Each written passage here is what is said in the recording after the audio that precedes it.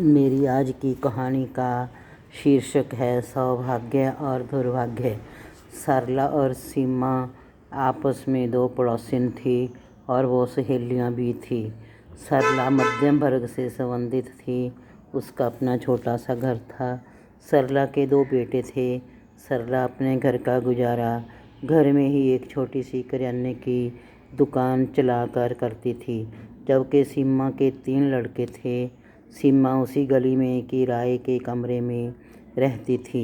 सीमा उसी कमरे में सिलाई का काम करके अपने घर का खर्चा चलाती थी। सीमा अपनी सिलाई की मशीन सरला की दुकान में ही उठा लाई। दुकान में ही एक पंखा चल रहा था।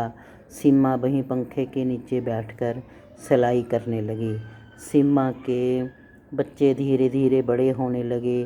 सभी बच्चों ने स्कूली पढ़ाई करने के बाद मेडिकल लिया।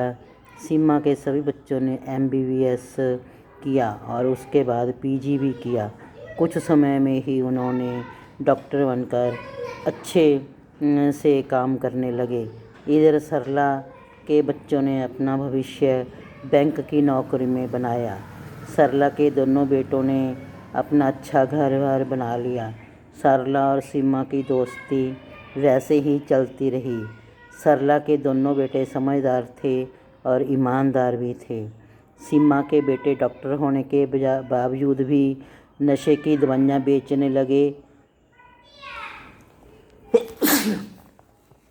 जुआ खेलने लगे, पैसे उधार लेकर वापस ना करना। अब उनकी देनदारियाँ बढ़ गई और लेनदारियाँ कम रह गई। उनका अपने खर्चों पर भी कोई कंट्रोल नहीं था। अंत में उनके भी वापस बुरे दिन आ गए। हर रोज़ पुलिस का चक्कर पड़ने लगा।